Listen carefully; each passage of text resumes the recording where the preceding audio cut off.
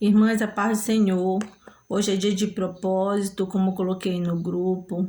Eu quero contar com o apoio das irmãs para a gente estar unidas nesse propósito, seguindo a direção do Senhor. Nós precisamos estar orando nos lares, nós precisamos aprender a convivermos unidas umas com as outras, precisamos aprender a orar umas pelas outras, a sentir as dores umas das outras, a alegria uma das outras. Precisamos estar intercedendo pela nossa congregação, pela nossa liderança, intercedendo pela nossa nação. Precisamos estar de pé, de prontidão, no reino de Deus, como mulheres chamadas por Deus, porque nós fomos chamados por Deus para boa obra.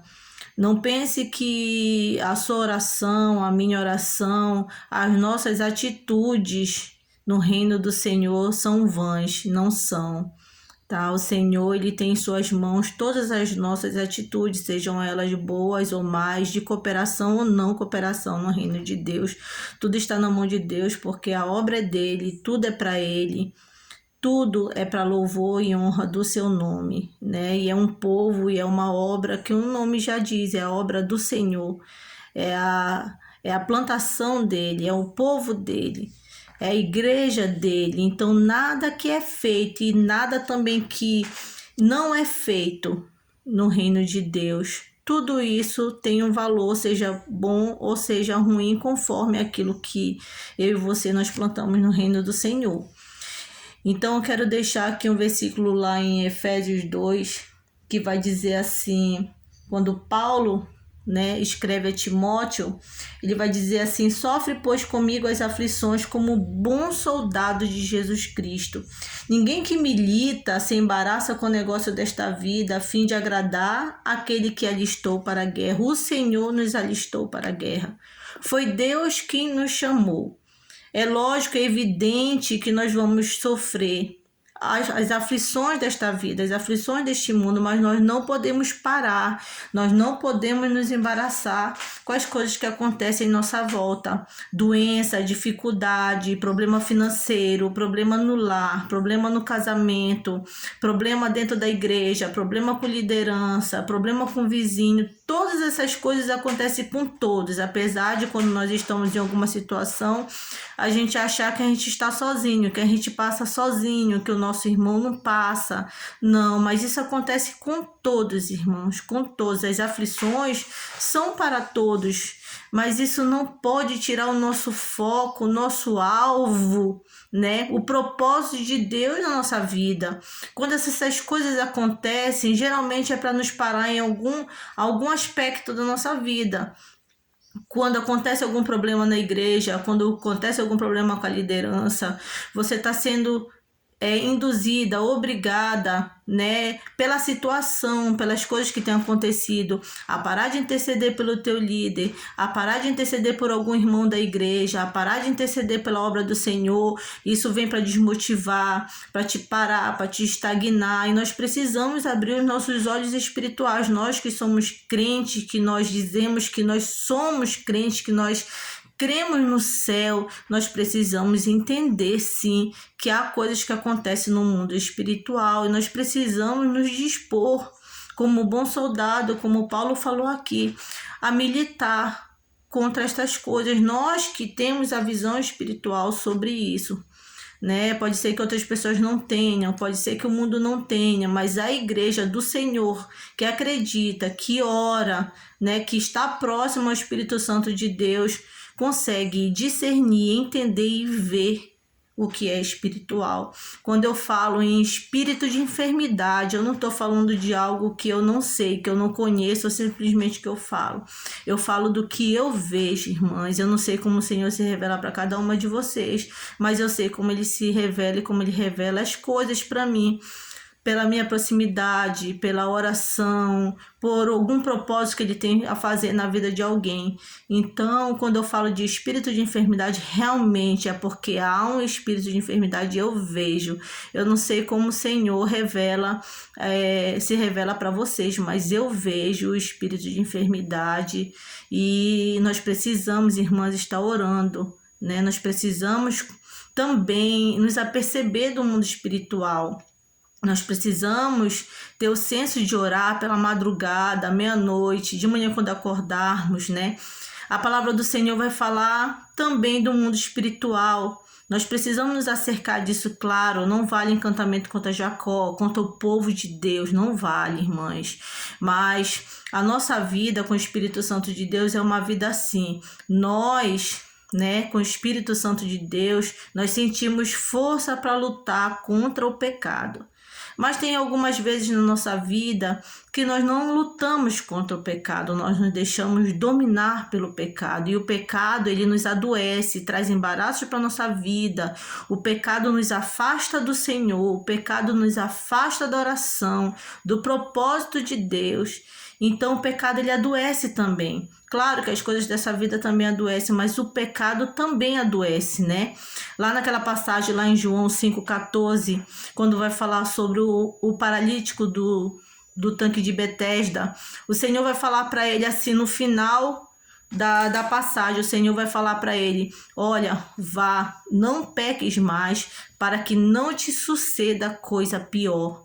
Então o pecado causa muitas coisas na nossa vida, inclusive doenças, inclusive atrapalhos, tanto no casamento, quanto na convivência da igreja, na convivência com o filho. Sim, acontece, não é toda vez, não é tudo em relação, não, porque quando nós lutamos contra o pecado, quando nós resistimos ao diabo e nos sujeitamos a Deus, o Senhor, ele nos ajuda em tudo.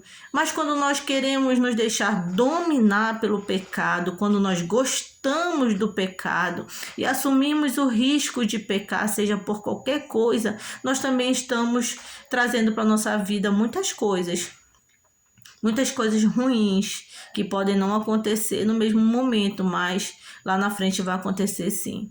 Então acontecem muitas coisas sim no mundo espiritual. Tem coisas terríveis que acontecem pelas madrugadas. Tem coisas muito boas que acontecem pela madrugada quando nós nos colocamos na presença do Senhor, que nós vamos orar, coisas incríveis acontecem. Acontece curas, acontece libertação, acontece livramento quando você ora pela madrugada pela vida de alguém. Mas acontece também coisas terríveis daquelas pessoas que não têm temor do Senhor. Assim como Paulo e Silas oraram na prisão à meia-noite e coisas maravilhosas aconteceram, inclusive salvação. Então, irmãs, quando nós sim nos colocamos na presença do Senhor, quando nós estamos ligadas no Senhor, guardando a palavra do Senhor no nosso coração, resistindo ao diabo, coisas maravilhosas acontecem na nossa vida, difíceis. As lutas persistem, porque é natural que nós tenhamos aflição, mas nós devemos tomar posição, nos colocar em posição sobre todas essas coisas. E nós precisamos guardar a nossa esperança, a nossa fé no Senhor. Ah, eu estou doente, minha filha está doente, meu marido está doente, algo que parece impossível, mas para Deus nada é impossível. Vai vir a cura pela nossa fé. A nossa fé chama as coisas, a nossa fé traz as coisas que aparentemente não são possíveis de acontecer para perto de nós, para dentro da nossa casa, para dentro da igreja. Então, irmãs, se atentem quanto a isso. Vamos ter fé. Vamos ter fé, porque há um mundo espiritual, tanto do bom quanto do ruim, sim. E nós precisamos estar vigilantes sobre essas coisas. Então, eu não estou falando de algo aqui que é desconhecido para mim, de algo que eu não sei. Eu estou falando de algo que eu tenho tido experimento na minha vida, tanto do bom quanto do ruim. E hoje eu entendo que tudo é com o propósito do Senhor. É com o propósito de eu conhecer, de eu saber que existe sim, eu poder estar falando que existe. Precisamos orar pela madrugada, precisamos orar pela nossa nação, pela nossa família, porque nós precisamos pedir, irmãs, porque nós não conseguimos ver o dia de amanhã, mas Deus consegue ver o dia de amanhã. Lá no Salmo 91, vai falar sobre espanto noturno, setas que voam de dia. Vai falar sobre isso. O que é que isso quer dizer? Está falando de coisas que acontecem em horas que nós não esperamos. Vai falar da mortandade que assola ao meio-dia. Vai falar das coisas que acontecem, o terror noturno.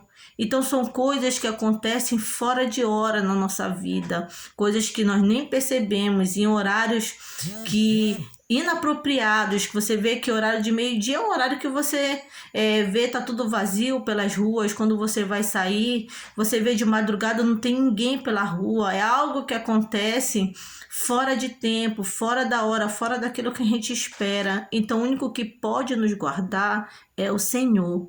Hoje nós estamos de pé, mas amanhã nós podemos estar no chão, irmãs. Então, por isso, nós devemos estar orando todo o tempo, como Jesus orava também. Jesus não tinha hora para orar. Às vezes, ele passava a noite orando. Devemos buscar o Senhor em todo o tempo. Temos o dever de orar, sim. Ler a palavra, conhecer a Deus. Nós nos dispondo a conhecer a Deus, a conhecer a palavra, nós vamos começar a ver o mundo espiritual, nós vamos começar a ter o discernimento do que é espiritual. Não podemos, nós, como temos proximidade com Deus e cremos em Deus, não podemos desprezar o que é espiritual, porque há uma guerra dos últimos dias, e essa guerra é espiritual, é uma guerra para tirar a nossa fé.